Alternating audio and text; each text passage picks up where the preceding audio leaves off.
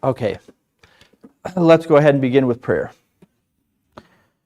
Our Father, I thank you for each person that is here today and for your blessing on their lives. And we thank you that you have given us a book that teaches us everything that you want us to know and to be and to do.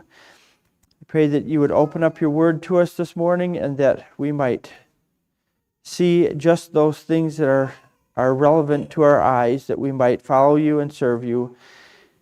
And I ask for power of the Holy Spirit to go forth before these words into every heart that is here.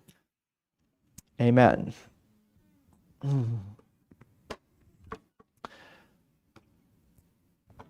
I'm going to open to Jeremiah chapter 14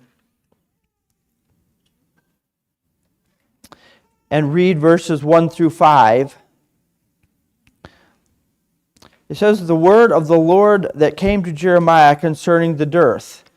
Judah mourneth, and the gates thereof languish. They are black unto the ground, and the city of Jerusalem is gone up. And their nobles have sent their little ones to the waters. They came to the pits and found no water. They returned with their vessels empty. They were ashamed and confounded, and covered their heads, because the ground is chapped, for there was no rain in the earth. The plowmen were ashamed, they covered their heads. Yea, the hind also calved in the field and forsook it, because there was no grass." Of course, you know the book of Jeremiah is written at a time when Israel has forsaken God. They have turned and they have worshipped every other god that they could get their hands on, from gods of the people who had dwelled in the land of Israel before them to the gods of all the nations about them. They had made idols, and they were worshiping every god but the true God. And God was not happy with his people, and at this point, he was promising that he was carrying them away captive out of their land to go serve another king in another country. He was done. He was done fooling around with their nonsense, and he was going to punish them for the fact that they had forsaken him. And so as we go through the book of Jeremiah, one thing after another happens that is troubling to Israel because they forsook God. And one of the things that we have in the book is what we just read in this 14th chapter. Basically, God said, I'm sending a famine. It was very simple. I'm sending a famine. There's not going to be any rain. And during this time that there is not any rain, things are going to happen in Israel. Strange things are going to happen where the animals in the field are going to give birth to their little ones, and they're going to walk away and leave them behind because they can't take care of them because there's no grass to eat. But one of the things that God says is going to happen during this time of famine that he here said was coming, he said, their nobles have sent their little ones to the waters. They came to the pits and found no water. They returned with their vessels empty. They were ashamed and confounded and covered their heads. So I want to speak this morning about children with empty vessels. We have things a little bit different today than when this was written so many years ago, because when this was written, you did not have running water in your kitchen where you went and you turned a tap and water came out. You walked out of the city and you went to the well and you took your pitcher and you let it down in the deep well and you filled it with water and you carried it home. And this was a daily activity for everybody who lived back in those days. Every single day they went to the wells to get water. That you have to have water. You have to have water every day. You use water for so many different things. And so it was a daily activity that every household went to the well and they drew water out of the well and they brought it home. And here these children are being sent by the rulers in Jerusalem. They're sending their children out to the wells to draw water, and the children are returning with their vessels empty, because there was no water in the well. Now, we are not going to talk about physical water this morning, empty wells or wells that have run dry or faucets that get broke and turned on and nothing comes out. We're going to talk very specifically about something that we need to be full of that we are missing. So, before we go any further, I want to read the beginning of the book of Ecclesiastes in chapter 1. It says, "The words of the preacher, the son of David, king in Jerusalem. Vanity of vanities, saith the preacher, vanity of vanities, all is vanity. What profit hath a man of all his labor which he taketh under the sun?" So Solomon talks about vanity, everything being vanity. Now, vanity, we don't use this word too much anymore. It's an older word, and we could supply the word empty in its place. So he could be saying here, emptiness of emptiness. Now, I want you to imagine that I have a vessel, and we'll just call it a pail today.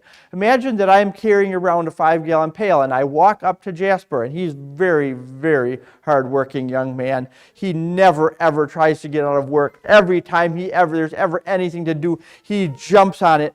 And I hand him this empty pail, and I say, "Jasper, go out to the orchard and fill this with apples."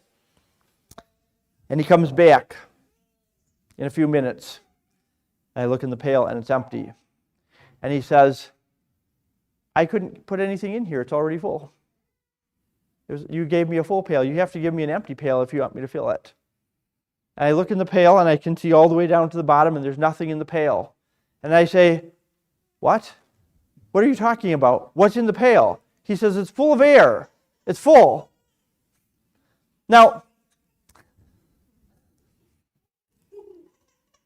when Solomon writes vanity of vanities or emptiness of emptiness, everything is empty, there's nothing there, he doesn't actually mean there isn't anything there.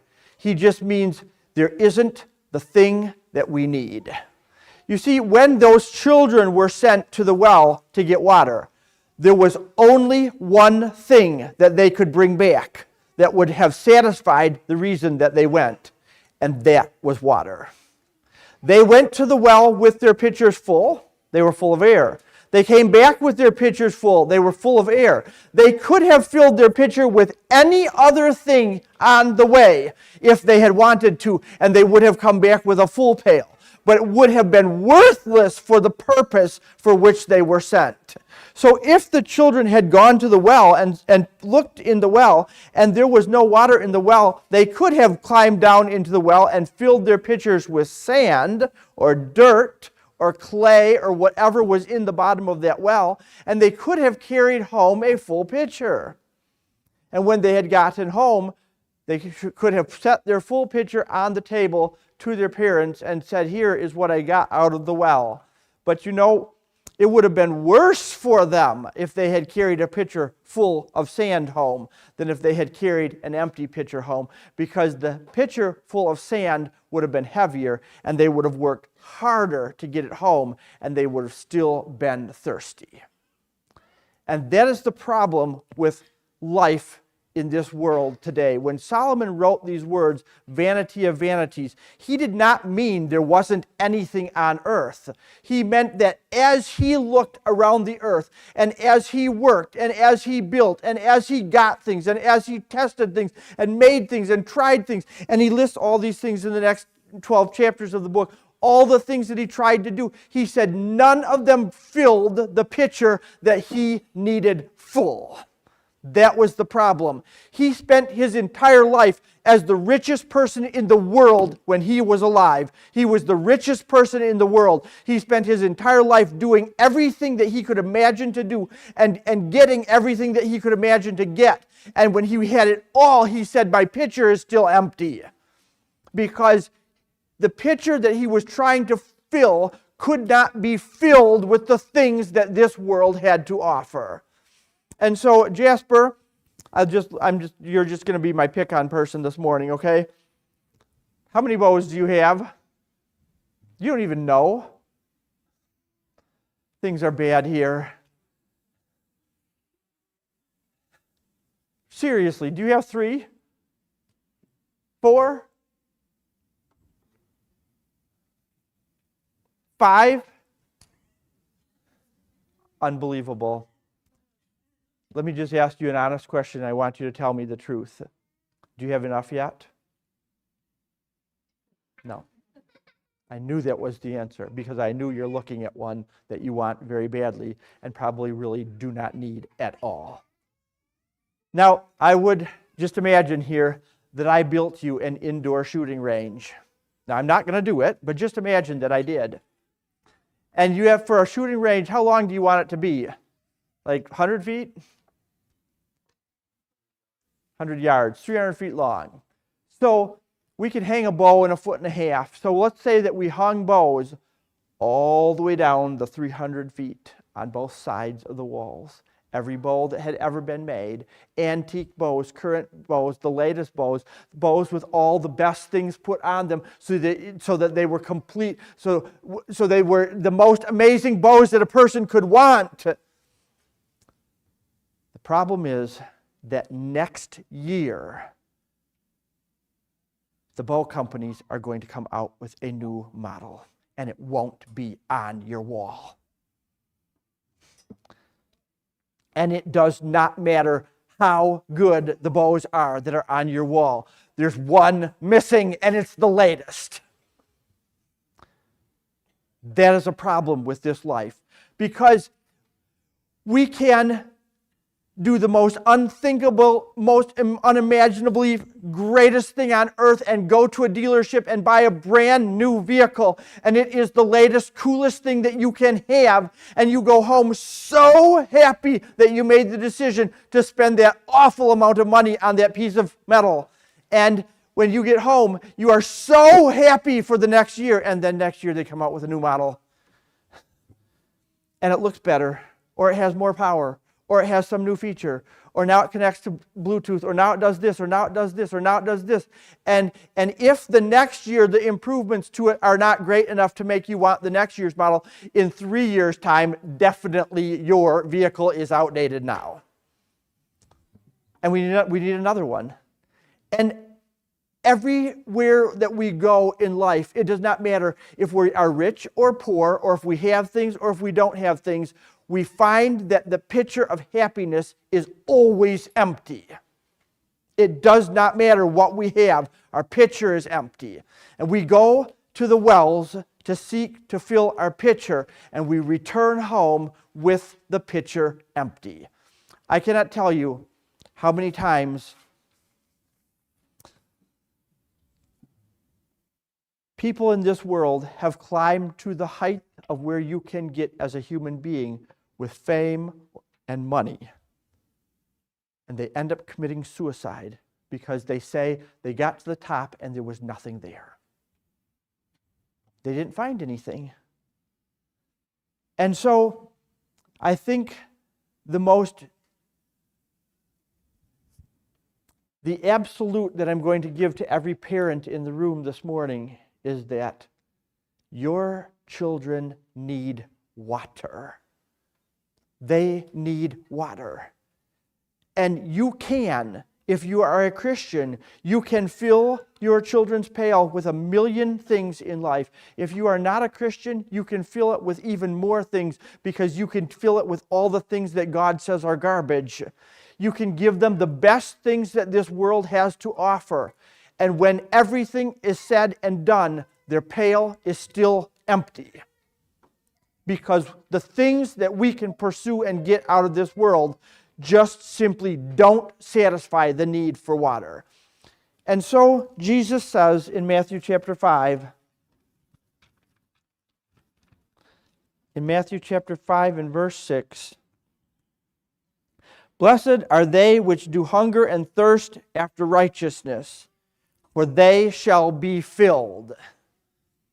He does not say, blessed are they that hunger and thirst for the next new car or the next new bow, or to become some star in acting, or to become some famous singer. He does not say, blessed are they that seek for wealth and riches, that seek for good jobs with lots of money. He does not say, blessed is anybody who seeks for any of that stuff, because the people who seek for those things don't get filled.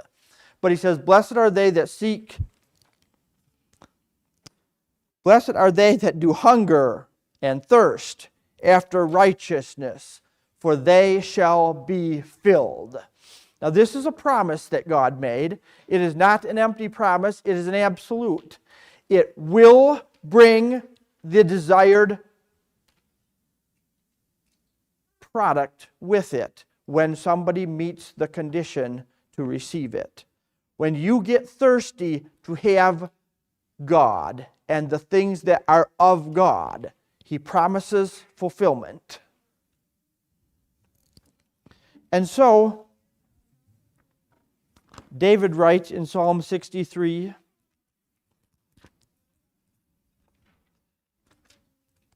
and verse 1, O God, thou art my God, early will I seek thee. My soul thirsteth for thee, my flesh longeth for thee in a dry and thirsty land where no water is, to see thy power and thy glory, so as I have seen thee in the sanctuary, because thy loving kindness is better than life. My lips shall praise thee. My soul, he says, longeth, my soul thirsteth for thee, my flesh longeth for thee in a dry and thirsty land where no water is. This is true human experience on earth.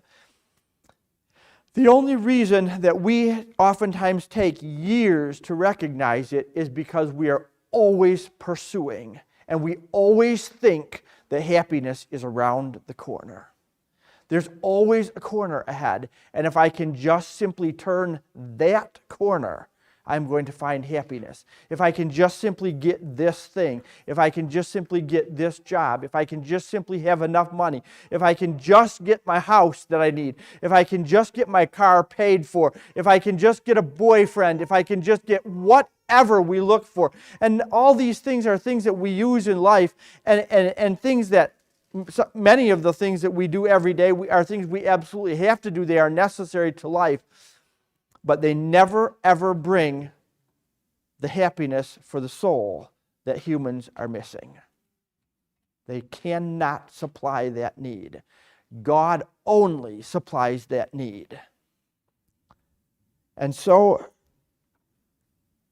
I turn to the Old Testament to 3 passages, starting with Proverbs chapter 1.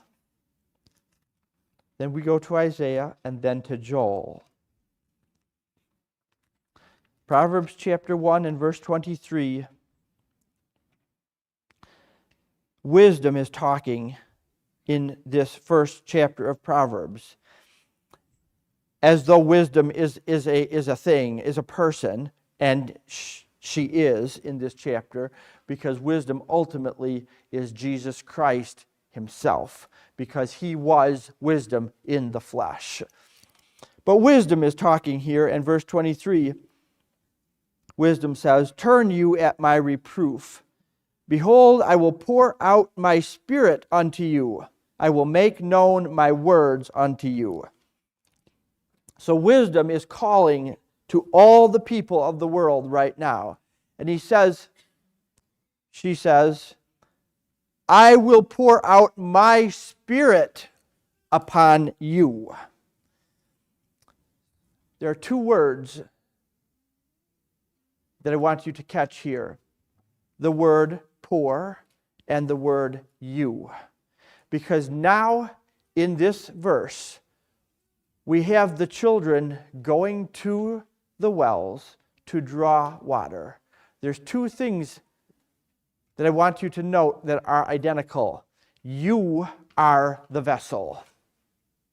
And when God says, I will pour out my spirit upon you, he's saying, I will fill you. In other words, you won't be an empty vessel if you let God pour what he has to give inside of you. If you let God take that vessel, your personal self, your being, if you let God take that vessel and fill you with what He wants to put inside of you, you won't be empty anymore. We can actually go to the well and we can actually get filled with something that actually is real water for the soul. And so wisdom says, I will pour my Spirit out unto you. I will make known my words. Now, Isaiah chapter 44, and we'll read this again. Only this time it's not wisdom talking. We are just simply hearing straight from the words of God. In Isaiah chapter 44, beginning at verse 1, he says, Yet now hear, O Jacob, my servant, and Israel, whom I have chosen. Thus saith the Lord that made thee, and formed thee from the womb, which will help thee. Fear not, O Jacob, my servant, and thou Jeshurun, whom I have chosen.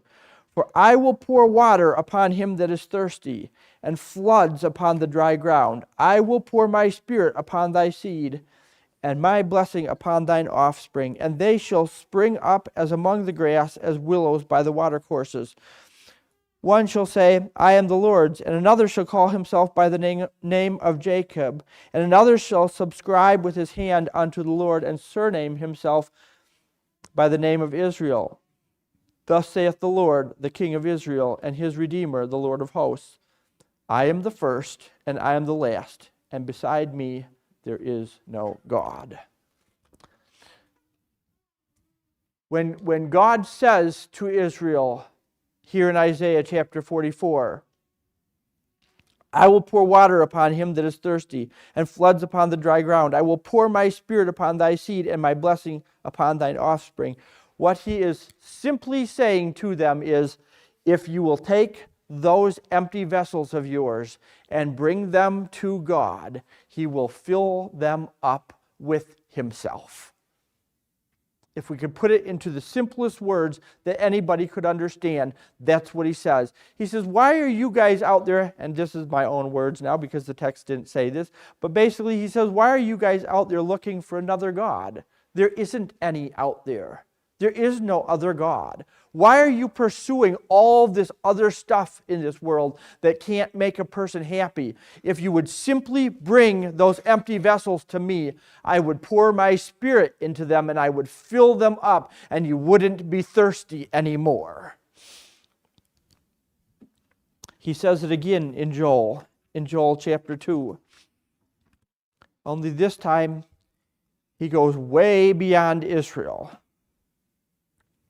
Because that passage we just read from Isaiah chapter 44, though it certainly can be applied to us, he was specifically speaking to Israel.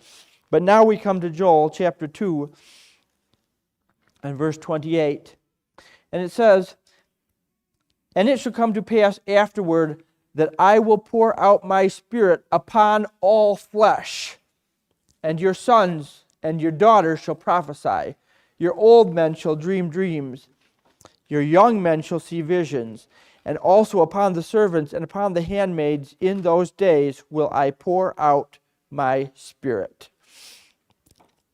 Now, of course, we know that Peter quotes these words from Joel in the 2nd chapter of the book of Acts, when God sent the Holy Spirit in such an incredible manner on the church there in Jerusalem.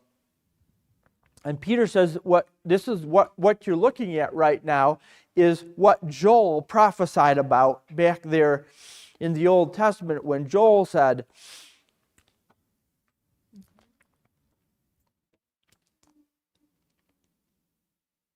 It shall come to pass afterward that I will pour my Spirit upon all flesh, and your sons and your daughters shall prophesy. Your old men shall dream dreams. Your young men shall see visions. And also upon the servants and upon the handmaids in those days will I pour out my Spirit. Now remember, the verse that we started with in Jeremiah chapter 14 said they sent their little ones to the waters, and they came back with their pitchers empty. They went to the water looking for water, and there was no water. And they returned home with their pitchers empty. Now, I know we can understand this when we speak about physical things. Because if you were to go for a day without anything to drink, you wouldn't be feeling very good. You'd be pretty upset. And if you went for a second day without anything to drink, you would be the most miserable person on earth. And after the third day, you would die. You can only go 3 days without water before you die. You have to have water.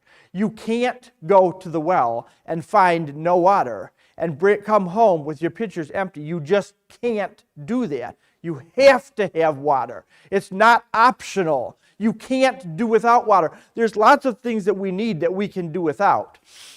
You know, if all of a sudden your house burned down tonight and you had no friends in all the world, you could go into your car and sleep for the night. And yes, it's cold outside, but your car can run and it can warm up, and you would be able to live there in your car for a while. I know a girl who lived in her car when she was 15, 16 years old for a whole winter. She went to school. Nobody knew she did not have a home. She lived in her car for a whole winter as she went to high school. She used to work for me. You can do without a house. Now, a house is a pretty important thing, but you can do without a house. You can't do without water. You can't. If you don't have water, you just die. But we know and understand these things when we look at the physical world, and we know that you can't live without water. But when it comes to the things of our innermost being, the things of the soul, the whole world is starving without God, and they don't know it. They don't understand that they have to have God. Can't live without Him. And so God made promises to the entire world here in the book of Joel. They said, I will fill your empty vessel. Every single person on the face of the earth, I will fill your empty vessel. If there is a condition here, there is a condition that you allow God to have you. He does not fill everybody's vessel when they are running from Him. He fills the vessels of those who come to Him and ask for what He has to offer. And so Isaiah says it in another way in the 55th chapter of Isaiah. We read in verse 1, Ho, everyone that is thirsty, come ye to the waters. And he that hath no money, come ye, buy and eat. Yea, come, buy wine and milk without money and without price. Wherefore do ye spend your money for that which is not bread, and your labor for that which satisfieth not? Hearken diligently unto me, and eat ye that which is good, and let your soul delight itself in fatness. Here again, God made an offer out to the whole world. Anybody who is thirsty, you can come to the water. You don't need money. You don't need anything. There is nothing you have to bring with you when you come to God besides yourself. He doesn't ask anything. You can't pay for His gifts. They're all free. Come, and He fills you up. And Jesus says the same words in John, the 6th chapter of John. Not the same words, but the same thing He says in John chapter 6 and verse 35. It says, Jesus said unto them, I am the bread of life. He that cometh to me shall never hunger, and he that believeth on me shall never thirst. You can come with your soul to God, and He can take away the emptiness that was inside, that you found nothing on earth to fulfill it. He can take it away. He can fill you up. He can satisfy your hunger. He can satisfy your thirst. Only God can do that. There is nothing else that exists on this earth that can do that for a human being. There is nothing else. And so Jesus says again in John chapter 7, turning just one page, in verse 37, it says, in the last day, the great day of the feast, Jesus stood and cried, saying, if any man thirst, let him come unto me and drink. He that believeth on me, as the Scripture hath said, out of his belly shall flow rivers of living water. But this he spake of the Spirit, which they that believe on him should receive. For the Holy Ghost was not yet given, because that Jesus was not yet glorified. So Jesus spoke to the people, and he didn't say in this passage, he said this a little bit differently. He didn't say, as he had said before, basically, bring your pitcher to this well and I'll fill it. He said, I will put so much into you if you come to me and drink, that it will be like you have a river coming out of you. Now, that's not just full. That is overfilling all the time. Constant stream coming out of you. So much of God being in you that you can't keep it inside, and it's always flowing out.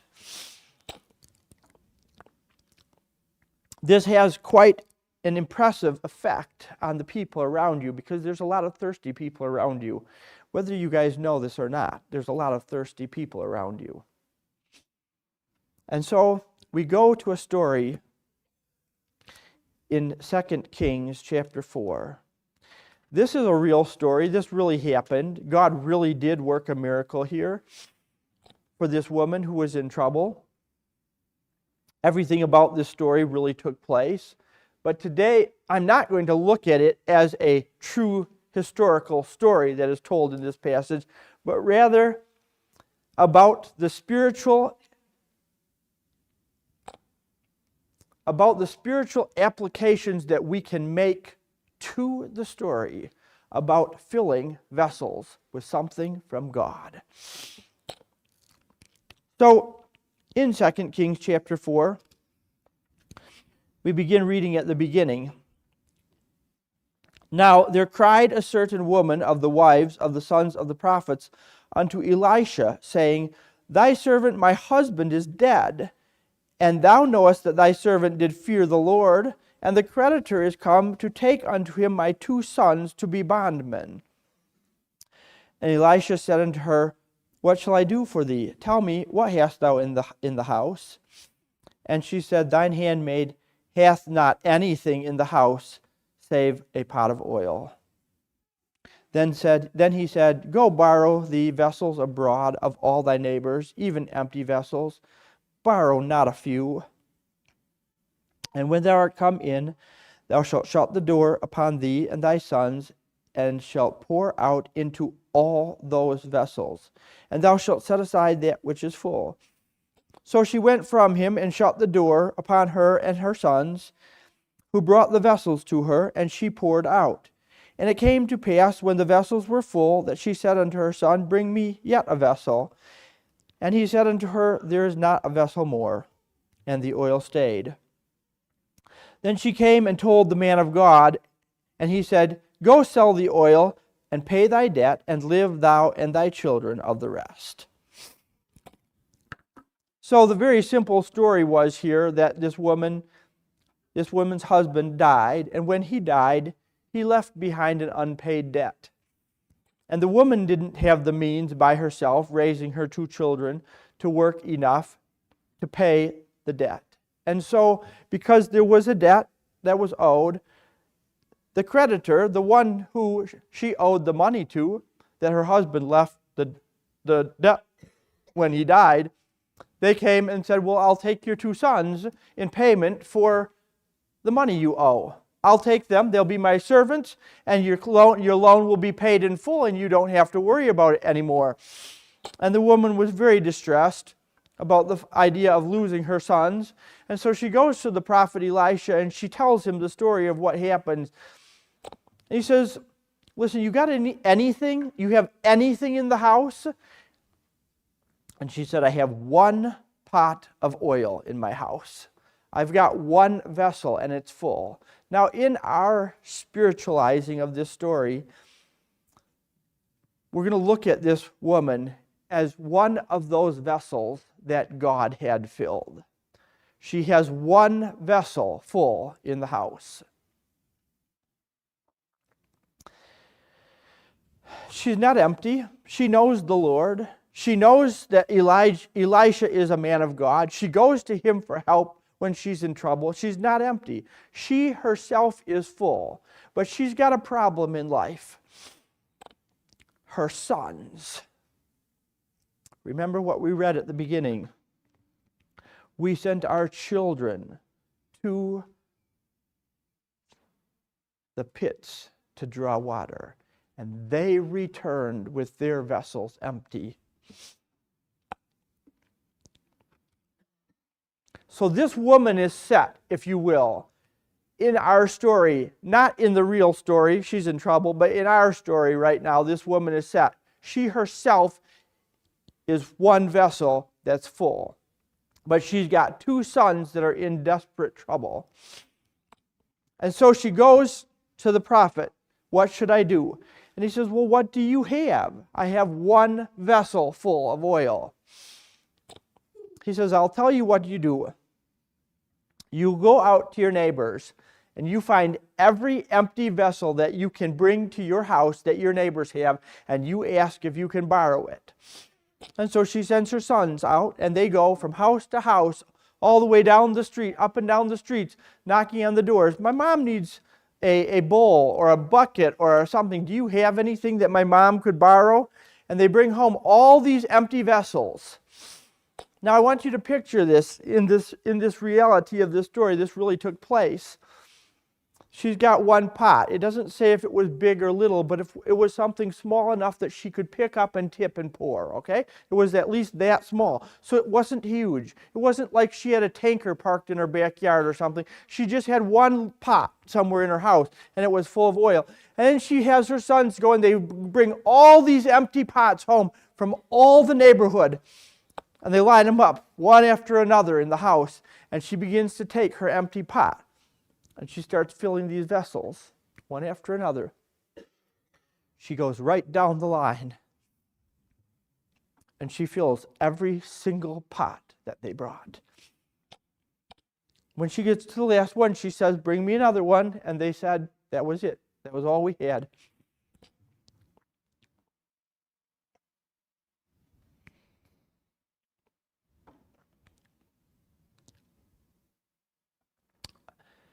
That is a picture of God.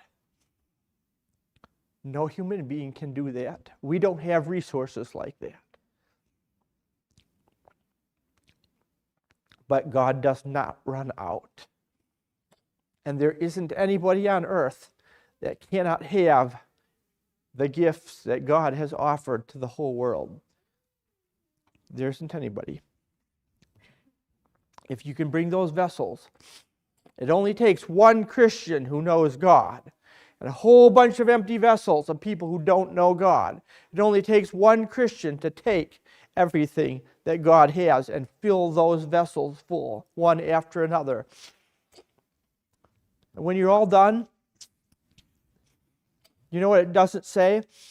You know, it says the oil stayed. That means it quit flowing. The vessel that she used that was full of oil when she started was still full of oil when she was done. After she had filled the whole neighborhood worth of vessels, her vessel was still full. She didn't give anything up to fill all those vessels. Because it was God.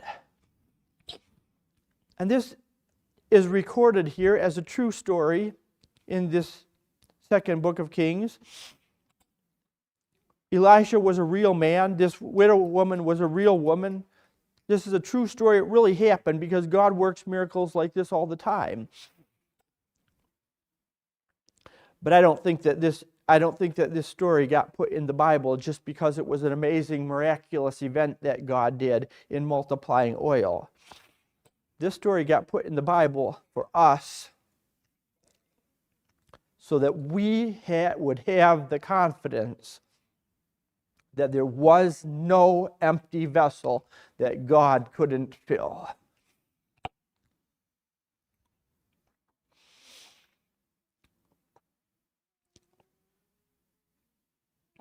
That's what the story means to us. And so this woman, she goes back to Elisha then and she says, now what do I do? I've got all these vessels full of oil in my house. And he says, well, listen here, it's pretty simple. Now you go sell the oil, pay off your debt, and you've got money to live on. So from one day, the first day, she goes and sees the prophet. She has a giant debt over her head. She has no money. She has no income. And the creditor is going to take away her 2 sons to be servants. When she's done getting filled by God, her debt is paid, and she has money to live off, and she's got her 2 sons.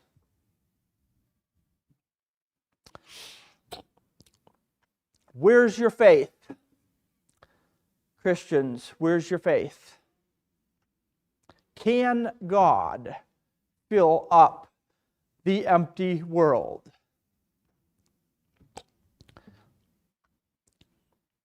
Can God take those who are lost and seeking constantly to fill their souls with something that this earth can provide? Can God satisfy those people with Himself?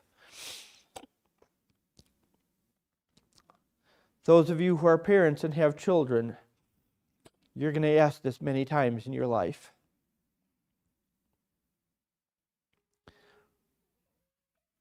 The world does not have anything to offer them. They can't find satisfaction for their souls in anything that we as parents can give. They have to meet God. They have to find God. We've got to introduce them to God because only God fills empty vessels. We have the story of a woman that had lived trying to satisfy the needs of her heart. In the 4th chapter of the book of John, I'm not going to turn there. She was not a Jew. She was in a neighboring country to Israel. But Jesus walked through one day and went by this town of Samaria, and he went and he sat on a well. And this woman is coming out of the city to draw water. As I said, that's what they did every single day of their lives. Every single person went out to the well and filled their pitcher with water and carried it home, because you have to have water. And you can only carry so much. So every day you go get water for the day. And so Jesus sat on the well, and this woman comes out, and Jesus says, will you give me a drink? And she says, why are you asking a drink from me? You're a Jew. I'm a Samaritan. We don't have anything. We don't even speak to each other. Why are you asking a drink from me? And Jesus ends up telling her, if you had known who it was that was speaking to you, you would have asked of him for water, and he would have given you living water, that you wouldn't have to come back to this well and draw anymore. Then the woman's curiosity goes crazy, and she's like, give me this water. I don't want to have to come back here. Well, of course, Jesus wasn't speaking about the physical water, but rather he was talking about the water that she was missing in life, the inner water that she needed for her soul. Because she had had a rough life of some sort, because she was on her 6th guy in life. 5 of them she had been married to, according to Jesus, and the one that she was currently with, she was not married to. She had been pursuing all of her life. She had been looking for that satisfaction, and nothing ever met her needs until she met Jesus. And her entire life changed that day.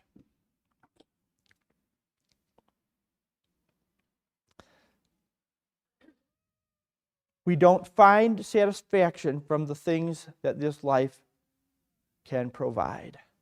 Does not matter how many bows you have, or how many cars you have, or how many girlfriends you have, or how many whatever you're looking for. It doesn't matter how many you have. You always have an empty pitcher that needs to be filled. That pitcher was meant to hold God. That's what the pitcher was created for. It was meant to hold God. And God gave you invitation after invitation after invitation in the Scriptures that you can bring that pitcher, which is yourself, to Him, and He fills it. And He fills it with Himself. I will pour out my Spirit upon you, He says. We're going to take a break here till 11 o'clock.